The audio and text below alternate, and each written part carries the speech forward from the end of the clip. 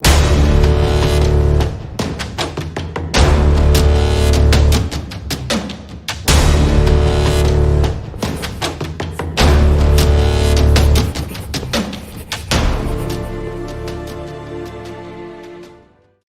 very good evening to all of you. It is with great pleasure that we are here with you today with our expert diaries done by the editorial board of the Future Marketers Association of University of Catalonia. Even though this is not our usual setup or the usual way we hold these programs, we are grateful that we are able to do this online with the prevailing situation in the country and in the world. And most importantly, we are grateful that we are safe and sound at home with our loved ones. Without taking any more of your time, let me introduce to you our guest for the day, our very special guest for the day. He is an award-winning Sri Lankan tech entrepreneur, a digital marketing consultant, and the founder of internationally recognized global award-winning company, employing over 50 professionals in Sri Lanka. He has a Bachelor of Science degree in Information Technology from the Sri Lanka Institute of Information Technology and a postgraduate diploma in marketing from the Sri Lanka Institute of Marketing. He is the founder and the chairman of Extreme SEO Solutions in Sri Lanka and the founder and CEO of 7 Arena Technologies and the founder and CEO of Privileged Server Technologies and the founder of Uplist Digital and the founder of the Hub Sri Lanka. Apart from the familiarity of digital marketing strategies, he is also proficient in omnichannel strategies, performance marketing, and e-commerce conversion rate optimization that has allowed him to consult for some of the top Forbes 2000 and Fortune 500 listed companies in the world.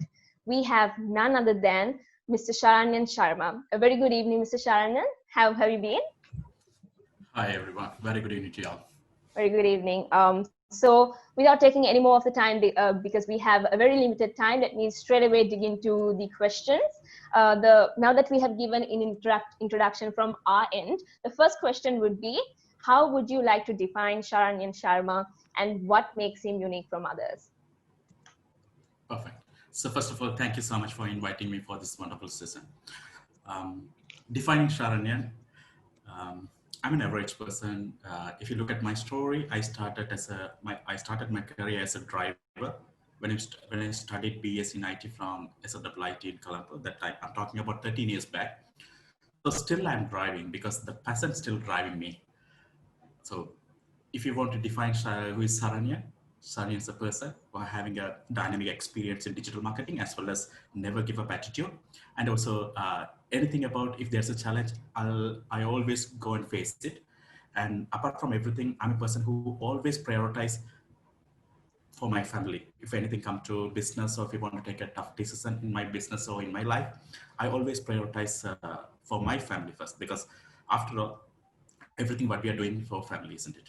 So likewise, Sunny is an average person having a great experience in digital marketing, a practical experience in digital marketing. Moreover, I'm always getting into the startup verticals, global startup verticals as well. That's how you can define me. Thank you. Very good answer indeed. So the second question would be, being in the field of digital marketing, keeping yourself constantly updated is very vital, right? So what kind of techniques do you use to accomplish this? How do you keep yourself updated all the time? Okay, so when it comes to digital marketing, and digital marketing is a vast industry, isn't it? So even the local marketing and local omnichannel, everything is now transforming into digital. But if you look at Sri Lankan context, Sri Lanka is now saying digital marketing is a trend. To be honest, digital marketing is not a trend. It's already obsolete. From 2016 onwards, digital marketing is obsolete. Now the trend is performance marketing, omnichannel marketing, inbound marketing, conversion rate optimization. These are the strategies. But people used to say this is part of the digital marketing. But actually, that is not a part of the digital marketing. The performance marketing is the new wave, new trend, which is defining entire growth of any and every digital business, which can drive revenue as well as an influence through a product or through a service using online. So in nutshell, if you want to survive, if you want to thrive in digital marketing vertical, constantly you have to update yourself. Say an example, if you ask me how I'm frequently updating myself, I always getting connected with the industry people, like the people who are having great experience, practical experience in digital marketing, the globally. So we used to discuss. I used to connect with them through the conference calls. We used to go with the summit, online summits, and we used to share our insights. Like say an example, if I'm doing a case study, I used to share my case studies with them. So if they're doing a case study, they used to explain about why they are doing it, what are the outcome they have generated through that particular experiment. And this is one of the great way of sharing our knowledge, as well as we can gather more and more insights from other people, other interest related people. The second thing, online communities. Say an example, there are plenty of forums like a Quora, digital marketing, digital point, warrior forum. There are plenty of forums where you can go and learn about the trend. And also you can do experiments, and also you can share your insight and validate whether your idea, your strategy still works into the market. The third one, reading books. So when it comes to reading books, I'm not talking about the offline marketing books. I'm talking about the trend. So an example, if Google is releasing a new algorithm update, so which means there's always an SEO company or maybe a digital marketing person, they used to publish an article. The gone are the days that we spend our time to read from the PDFs, the ebooks. But now, instead of spending your time to read 100 page of PDF to understand what's the algorithm update which happened in the last month, now everything can be done, everything can be synchronized, reading a single blog post from an expert. So which means you can save tons of time, and also you can learn which one is necessary, what is essential for you, instead of just reading stories and stories. So likewise, that's one of my ultimate way of updating myself frequently. My fifth one, the sixth one, I'm a person who love experiment. I used to do experiments myself. Say an example, if there's a new algorithm, if there's a new changes which has happened in the digital marketing industry or growth hacking industry, I used to apply that strategies in my sandbox sites. So which means I don't apply that strategy within my clients, but I used to apply my sandbox sites. Sandbox sites, it's like an experimental sites to see the outcome before I apply, before I publish a post about that. So that's a great way of learning ourselves and updating ourselves. The seventh one, knowledge sharing, not with the like-minded people, but with the irrelevant industry. Say an example. So earlier I pointed out sharing our knowledge with the like-minded people, like the people who are already in the digital marketing.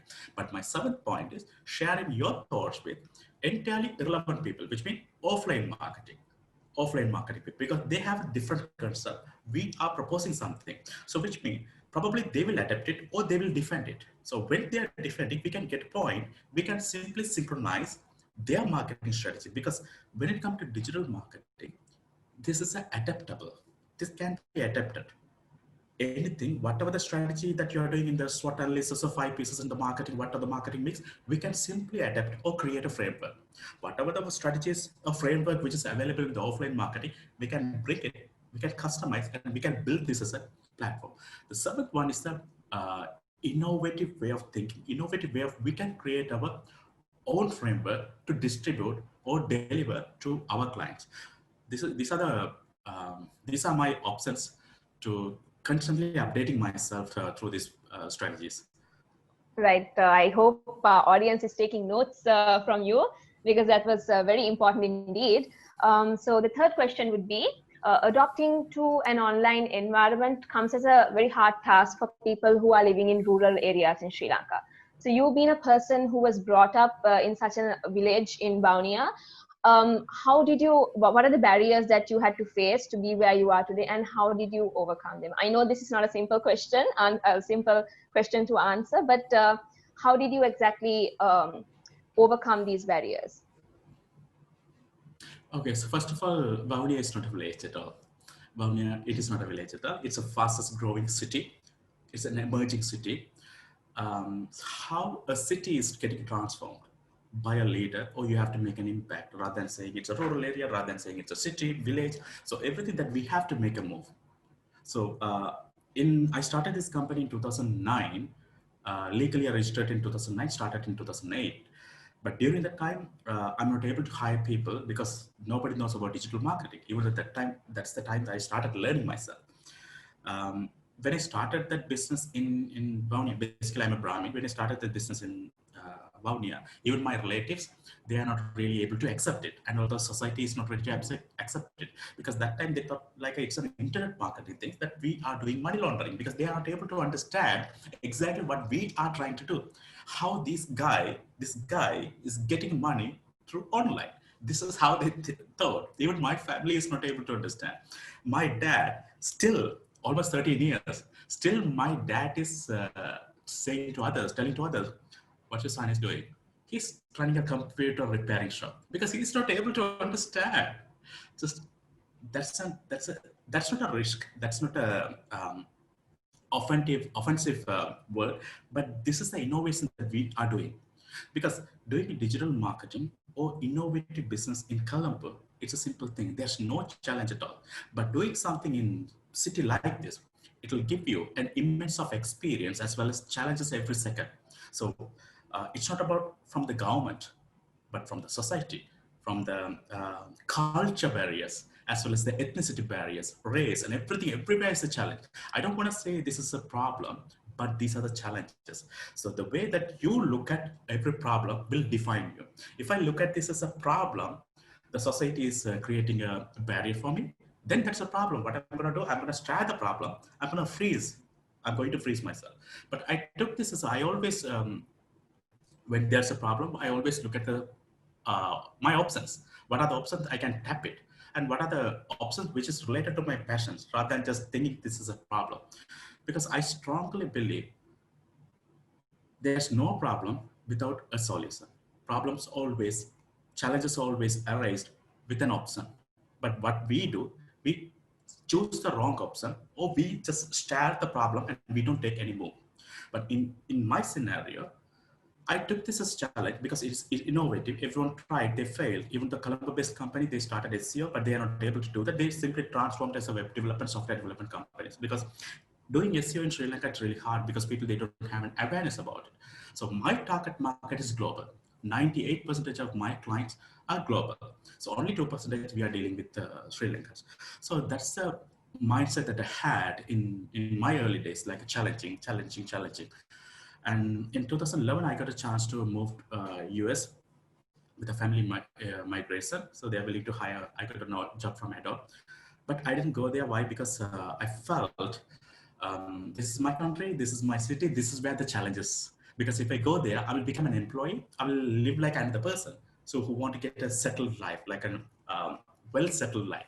Maybe I can get a good income, they will provide everything as much as possible, but there's no challenges at all. Having money, having a wealthy lifestyle, but with no challenges, there's no reason to live. We can die and reborn. So in this city, in this environment is giving so much of challenges every day and every second. That's the reason I don't like to move anywhere. But still, we are ruling Colombo and entire Sri Lanka. Still from the Vaunia that you said is a rural area. Still the rural area I'm sitting here, but we are ruling. Most of the digital marketing companies are our partners, which means now we are into B2B, business to business. They are reselling our services to their customers like a white label. So we are managing banks, we are managing corporates as well. But the banks or the corporate company, they don't know exactly who are the people behind their digital marketing results. Because the Colombo-based company, they are using us as their back office. We do entire operation. On the front end, they are the people managing the marketing and the communications. So that's how we do. Because if you want to focus on the fame and awards or maybe the popularity, I don't want to tap into B2B. I have to be in the B2C. But my intention is not to create the fame. My intention is to create more and more job opportunities in my city, because I strongly believe this is my city. This is where I born. This is where I became Saranyan. So it's my responsibility to build and give it to someone where someone can lead and grow this city to the next level. A small clarification on the previous question. I did not mean that Vaunia is a rural area. I just meant to say that by the time you were starting your businesses and by the time you were learning, now that it is a developed city, did not mean it in that way. So moving on to the next question. a majority of businesses are negatively impacted due to the COVID-19 outbreak. And in your perspective, how has it impacted your business, and how have you overcome these problems? As in, it is a very big problem to most of the businesses now. So how has it impacted your business? So Sonali, the point is there's no problem. There's no problem at all. It's all a challenge. So for me, it's a really, really big challenge because um, I'm not sure how the COVID-19 is impacting in Sri Lankan market, but my clients are foreigners now. So most of my foreigners are from Europe and US. So 90% of my projects and clients, they cancel the agreement. So this is the time, because last 10 years there's no challenges because I'm getting the recurring income, company is running smoothly. I don't stay in my office. I used to travel everywhere. I used to take care of the startups and all the community works.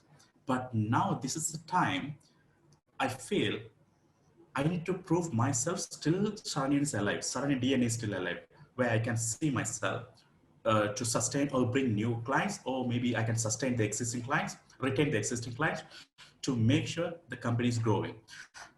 People are complaining about the COVID-19 is creating a problem, but I would say if you look at this as a problem, yes, of course, that's a problem. But it's a challenge because we can solve it. If we are wearing a mask, we can save ourselves. What we do, we don't wear mask, we go outside and we get infected, we are spreading to others. So it's all how we think and what we do. So that defines our outcome. So in my scenario, the COVID-19, it's greatly challenged me, greatly challenged me. So what I'm doing right now, so I'm just simply retaining my existing clients and also supporting my partners, like companies who wanted to suspend their business or temporarily or permanently closing their business. I'm supporting them. Okay, don't close the business. We will give you credit. We will give you temporary finance. Just run the business for a while. We can support you. Likewise, we are giving the strategies, because it's not about just taking care of my business as well, because my partners also relying on my income. So if you are delivering the outcome, they also relying on our income as well. So which means it's my responsibility, not just paying my employees, and also taking care of my partners and also the community. So as I mentioned earlier, I'm closely working with a lot of Sri Lankan startups. So the startup which I mentored, they also going through a different situation because they are not able to get the right mentors. They thought like this is not the right time because the big corporates are doing a salary cut and they're suspending operations, they're suspending all the expenses. So how a startup can sustain in this situation, mentally they got affected. So they don't have right mentors to prove them this is an opportunity for you guys to grow or redirect in a different way. So in my opinion, um, 3 months back, my company was down. I'm not able to pay my staff's almost 2 months salary. What I did, I simply went and talked with them. Hey, look at this. This is the situation. My sincere apology. I don't want to give you an excuse. Doesn't matter whether it's COVID or disaster, whatever it is. As a boss, it's my responsibility to pay you on time. But in this scenario, I need your support to bring back the existing clients. What I'm asking you, if you can take care of my clients, I will make sure you're going to get paid. So we paid last month. So likewise, we want to be very transparent with our employees rather than just removing them in the hardship, because they work for us. They supported in our good time and hard time. So this is the time we also need to empathetically, we need to think about their lifestyle. If we are suspending their agreement, they can't go anywhere because nowadays it's very hard to get a job. So this is the time we need to support them. This is the time we need to empower them to build something in a different manner. So apart from everything what we did, this month we have increased the staff salary. We have increased the staff salary. Why? Because they also going through a lot of different challenging situations. So for them, they need money. For me, I need their support. So instead of working 8 hours, they need to work for 11 hours. So we have increased the staff salary and we are supporting them as much as possible to bring the operations back. And almost the company is now restored. This is my situation. So as far as I know, my colleagues, especially Sri Lankan situations, there are companies, corporates, normally they do salary cut. They normally cut the additional expenses like a travel and advertising and all these things. But apart from that, when it comes to startups, they need to think this is an opportunity for them to find a new, different channel. For me, we used to get into digital marketing. Now I opened a new avenue. I'm training a lot of digital marketing professionals to become a performance marketing expert. So the people who studied from SLIM, people who studied from APDM, they joined as students for me. I'm training them to become growth hackers, professional, practical growth hackers, because they already professional, they already got a certification, but they don't have the practical experience. But I'm good at practical. So I used to teach about practical growth hacking, performance marketing. So that's the reason they are able to get a freelance job. They are able to sustain by themselves rather than getting a job from companies. So now they're starting a new company. They're starting their own businesses. So this is how we can solve this situation. And there's one thing I clearly understand.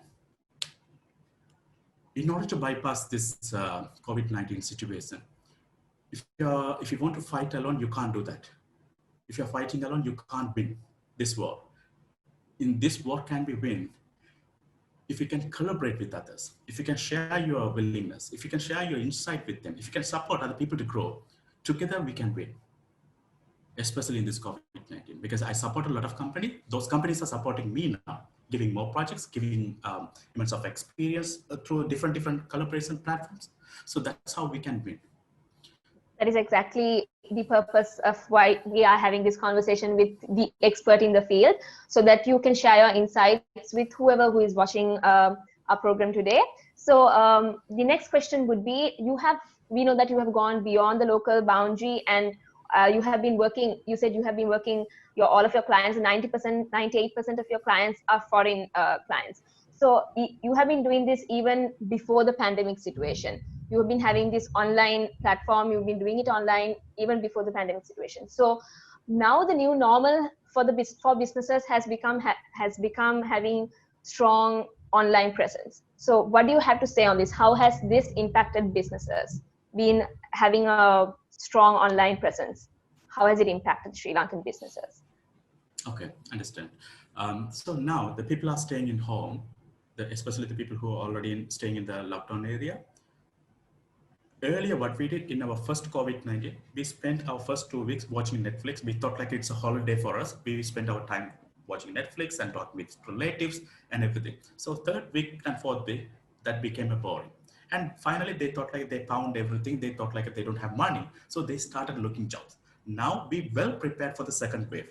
So most of them, what we did in the COVID-19 early, the first stage, we are not doing right now. So what everyone is well prepared. So they already created their own channels like a LinkedIn and their own personal blog. They started doing freelancing things. They started providing consultation. They started providing writing services. Everyone, if you look at the Facebook, most of the colleagues that which I know, even from the university student, they are advertising themselves. Oh, hey, we can manage your social media campaign. I'm good at writing in Sinhala. I'm good at writing in poem. I'm okay to write in Tamil. So everyone's well prepared rather than begging, well prepared. They're exposing the skill that they have mastered so far rather than spending their time to learn. Because what I closely observed from the COVID-19, the first wave, most of them, they spend their time to get as much as possible certifications from Udemy, everywhere, Coursera, everywhere, they spend, and they started posting on Facebook, these are the certificates that I. But if you look at this scenario, no any other companies, even in my company, even the colleagues which I know from Colombo, we don't look at your degree, we don't look at your certification, we only look at your willingness, we only look at your passion, we only look at your courage. These are the three key elements now we are looking. Every tech companies are looking. I'm not sure about HR and other businesses, but tech companies, we don't look at your degree, because what we learn from the universities, it is not going to applicable in the work environment, because the practical and theory is different. What you learn from your university is the theory thing. But even though if you're hiring a BSc or MSc student in our company, if I'm going to ask him, if I'm going to assign a task, he would say, "Sir, I learned from the university, but I don't have the practical experience." So which means I need to sit with him or I need to assign one of my senior staff to train him. So the practical experience is the key to sustain or grow yourself. But earlier we spent a lot of time to get as much as possible certificate, but now we realize it is not going to work out. Only the skill and the portfolio, now it is working. So especially in this scenario, can you repeat your question once again? wanted to know how strong online presence for businesses has impacted Sri Lanka in the perspective of business and also customers. Okay, so the consumer behavior is entirely changed now. We did a survey from last week, 2 weeks back. We have published on our Facebook as well. Especially Sri Lankan, we did a district basis survey, especially from Eastern province, the online purchasing been increased 42%. From Western province, 63% they have increased their purchase on online shopping experience. Why? Because the companies also, they want to sell because they don't want to maintain the inventory. They want to sell as much as possible, any price, instead of keeping them. And also the consumers, the customers are hesitant to go outside. So they are okay to place online. Home delivery is available, online purchasing available. So now the e-commerce is booming. E-commerce earlier into 2016 to 17, Sri Lanka was, because a lot of investors, they started investing with the e-commerce companies. But thereafter, e-commerce companies, they are not able to thrive. There was a gray area at the time. But now, every small business, even the students, they are starting their Facebook shop, they're starting their Instagram marketing, they're starting their e-commerce portal. Simply, they are selling their service, their skill. So having a strong online presence is very important, because whenever you want to give your credit card, first you will check their credibility, you will check their integrity, you will check their trustworthiness. So it is very important that you are building an online presence rather than becoming an influencer, because becoming an influencer, that's okay. You are trying to advertise someone. But if someone wanted to get your service, why you ask me to come and share my experience with you? Because I do have a practical experience. My integrity itself, my experience itself, I can market it. So likewise, as much as possible, if you are trying to position yourself as an expert in the particular vertical, you don't have to market yourself. You don't have to advertise yourself. People will come to you. Exactly. Thank you so much for that. That was a very good answer indeed. So next question would be, we know that you're a person who is constantly, you told that you constantly update yourself, right? So what are the emerging trends that you have seen in the digital marketing field within the global context, mainly because of the COVID-19 outbreaks? What are the emerging trends this year? Okay, so at the moment, especially in Europe market, they are spending too much of, they have doubled and tripled the salary for the CMOs, chief marketing officers, because they are not able to generate income.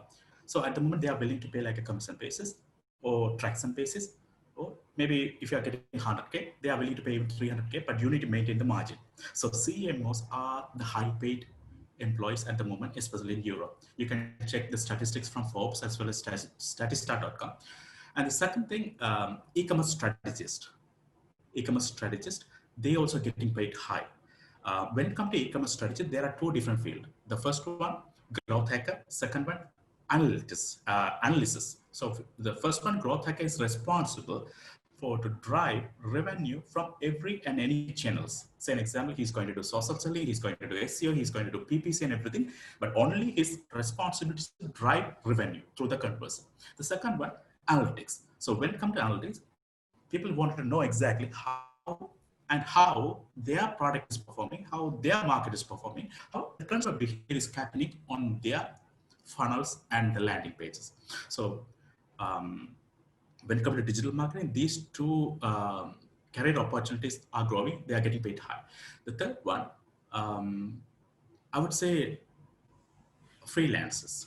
So because the business owners are also willing to hire contract basis freelancer rather than permanent employees. Because even though in my company, the people who already left from last year, we are recruiting again because we need more manpower. But it's clearly fine for us to, even though they can work from home, because we already built a good reputation or connection with them, relationship with them. So there's no need to come to office. You can work from home. So likewise, every companies are supporting, every company is appreciating freelancers to join for a specific task, specific project, a contract basis. That's the third one. And apart from that, the people who are providing financial consultation, marketing consultation, also booming, because every company, even though individuals also started learning about financial discipline. If you ask me, I'm a person who don't have financial discipline in the last 12 years, but now I'm aggressively learning about finance. everything, how Xero work, how personal finance work, how I can manage my company, how I can taking care of the risk mitigation process and everything. So personal finance as well as the company finance, the business finance. So likewise, every companies are hiring financial experts and business strategies to revamp their business process, revamp their financial process. So these are the growing trends which I observed when it comes to HR market, the opportunities. For the digital marketing industry, analytics, growth hacking, performance markets are the high paid employees, high paid jobs, candidates at the moment. Every single e-commerce and corporate companies are hiring. All right, thank you. And we'll be moving to the next question. You said that you don't really look at the degrees or the qualifications when you are employing most of people. So also because you employ a lot of people, what do you think is the biggest challenge faced by fresh graduates or anyone who is about to start their career? What do you think is that they're lacking? What are the challenges they're facing? I would say mindset first, because to be honest, Sonali, if you look at the current education system, I'm not complaining about my country, I'm not complaining about anyone specifically, but if you look at our current education system, which is teaching you how to become a good employee, how to become a good employee. It is teaching you how to build a software, how to give you a report for your boss. It is not teaching you how to be a leader, how to build a business, how to create a venture. So that's the first issue. That's the reason our students, they don't have the mindset. When I say they don't, which means so far within the 3.5 years which they are spending on the university, they didn't get a chance to get that kind of vibes around them. Okay, so in that scenario, they have to go with the mentoring. They need to talk with the entrepreneurs. They need to talk with the business people to get to know exactly their uniqueness. Because every single person, even you and Purnima, everyone, you have your own unique skill set. So what you are good at it, I can't do that. So likewise, we don't have the chance to uncover our uniqueness because the society is not allowing us to uncover our uniqueness. Because society is telling your friends, your family, your relatives, your country is telling you, you have to be lower than us. You want to be an employee, go to the job, join as an intern, and then slowly increase your promotion salary, and then get a well-settled job like a government job, and then die, have a kids and die. So society is not appreciating you. You're not born to be an employee. Society is not never telling you you can do. Hey, you are good at singing, you're good at dancing, you're good at programming. Nobody's appreciating you because if someone can come and tell you only, you can understand exactly this is your unique skill, isn't it? So that's the main reason. The mindset is missing. The second thing, students are not ready to learn. I'm not complaining. The students are not ready to learn anything self. What they do, they simply stuck with the assessment basis, assignment basis. So what they are learning from the university, they are trying to apply in the work environment.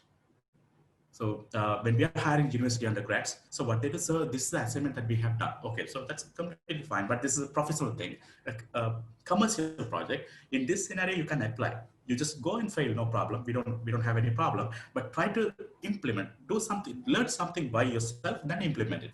Those things I noticed almost 90% of the students, they are really weak in research skill. Research in the sense they are able to gather data, but they are not able to solve problem. They are okay to get as much as possible data, searching from online, talking to people, getting survey done. But solving problem, they are not challenging themselves. See an example, yesterday I was sitting over here, I need to complete one task. I'm not able to finish it. I went home because nowadays I'm sleeping from 9 p.m. onwards. I wake up 2 a.m. because I'm not able to wake up because that tiny thing is still in my brain. I don't want to be failed. I don't want to, still I can figure it out. I can solve it. But why I need to be another average person to go and sleep? So I wake up and solve it, then I went sleep. So likewise, we need to challenge ourselves because you are better than me. You are 100 times better than me, but nobody's telling you. That's the second thing, because we need to have the research skill and also we need to have the problem solving skill. That's the second thing. And the third one, um, mindset and the skill, practical skill, and also they are not thinking empathetically. So which means when they're joining, they are thinking like, sir, we are an intern, but we are expecting 40 to 60,000 initially. Okay, that's completely fine. I'm willing to pay 40 to 60. But what you can do for me, what you can do, so you have to train us. So you are telling me I need to put my seniors to for 6 months to train you. Thereafter, you're going to say, I got a job from particular company, you're leaving. So we have to invest 40,000, 60,000 for you to master your skill and then you're going to leave. So that mindset need to get changed. Okay, so if you look at my company, there are staff, senior staff, are way better than me. Their skill set, their language proficiency, and analytical skill, everything better than 100 times better than me. Why? Because those kids, they joined my company in 6 years, 7 years back. Still, I remember there's a girl. Um, I asked her, just give me an intro about yourself. Tell me about yourself. She was crying. She's not able to say, she's not able to talk in English. She's coming from a very, as you mentioned, the rural area. She want to take a bus. She want to walk and she want to take a bus and then she need to take another bus to come down here. It's like a 12 kilometers she need to come. She will start traveling from 4:45, 4:30 onwards, AM onwards, to come to this company 8:30. So now this girl is able to speak very fluently in American English, American accent, and she's way better than me, handling everything as much as possible. Still, she didn't pass all level like me. Education, it's not going to define you. Education is very important, but apart from that, your self willingness, self, how you are challenging yourself, that will define you exactly. You have to challenge yourself. You need to uncover exactly who you are, why you born, what's your legacy, those things that you really need to dig deeper, especially students.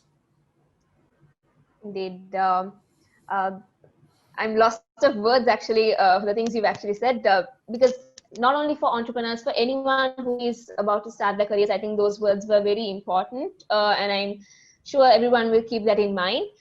So moving on to the next question, as a globally recognized award-winning entrepreneur, a piece of advice that you would like to share to with the emerging entrepreneurs who are still struggling, who needs that push, who are almost there to give up on their ideas. What is a piece of advice that you would like to share with them? Okay. Because this is a very common question. I used to face it every startup event. I used to go as a judge and mentor speaker. Um, so what I observed from our community, our ecosystem, startup ecosystem, the team, they have a passion. They have a great passion to do something better. They have the great team. They are finding a great co-founder and building a great product. They have a great passion, but they are giving up very quickly. Why? Because they are comparing their product, their team, their skill with irrelevant product, irrelevant team. A great example, what I observed from the last startup weekend, there's a superb team that is from Matra, from down south. So the team built a very innovative product within 3 days.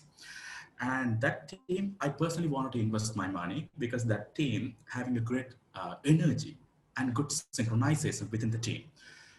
And after 3 months, I spoke with them. Hey, what's the status of your idea? What's the status of your product?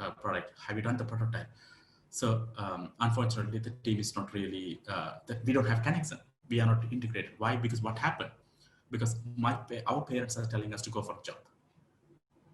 Because startup require a quality time. You can't build a great company within 3 months or within 1 year. So you need to have the patience, and you don't have to compare. You need to have the team. They want to commit. When you say commit means you have to put everything, not 90%. It's 100%. You have to commit. So before you dive into startup, before you take anything in your business, first thing you need to figure it out. Who are the people influencing you? Your parents. And second thing, your relatives and your girlfriend, boyfriend. And you need to tell them exactly what you're going to do. Then only they will support you. A great example, in this week, if I have so much of things to do, if I have 25, 30 tasks to do, what I do, every weekends, I used to disconnect myself to go for a trip or maybe surfing or driving because I need more and more energy. What I do, I used to share everything with my parents and my wife and my kids and relative staffs and everyone because they know exactly where he's going and where he's heading. They aren't going to disturb me. So when I'm coming back, having a full energy, they know exactly I'm boosted. They will be supporting for my speed. So our students, what they do, they hide everything. They don't share their startup journey. So parents are not supporting. Because if they know only, they can support it. These people are saying, I'm going for a tuition, I'm going for a friend's meeting. So when they see with a group of people, they think like they hang out with the unnecessarily they hang out. If they can introduce themselves, hey, I'm building a new company. These are my friends, and we are as a friend we are building a new company. Definitely they will support. But there's a way to talk. There's a time to talk. There's a um, strategy that you have to build it to share with the people. Okay, so when you're communicating with your parents, there's a tone. Your relatives, your friends, and your girlfriend, boyfriend, if you can tell them, they will support you. Because this is the very common utter mistake that I observe from the Sri Lankan startup ecosystem. The third one, easily they are comparing themselves. They are expecting immediate funding. Before they build their prototype, they need to reach out to investors. Even if you're asking them to, have you done your presentation, have you done the pitch deck, have you done the market validation, have you done the product validation, they never do that. But they immediately want to reach out to the investor. They want to raise funds, 5 million, 10 million, they want to raise the fund. But if you ask them why you need 5 million, for marketing purpose, but they aren't able to justify why they need 5 million. Because I started this company in minus. When I was driving in Colombo, that time I got salary like a 16,000. With my 2 months salary, I bought my Pentium 4 computer that time. That's how I started. If you look at all the successful startup, they started from the minus. No investment required as long as you have the knowledge as an investment, skill set as an investment, person as an investment. You don't need an investment. Still, I don't have an investor. There's no need to get an investor. So you need to stop chasing investors. You need to start chasing customers first. So when you have the customer, your company is going to grow. Your traction is going to peak. So you don't need investor. So when you have enough traction, that time you can bargain with investors. Say an example, in early stage startup, investors are going to ask 30% stake, 49% stake. But when you have enough stake, when you're generating revenue, you can bargain, then, hey, I can give you 2% stake. So this is the common mistake that I observe from our startup ecosystem. All right. So we are headed to our last question for the day, which is probably my favorite question as well.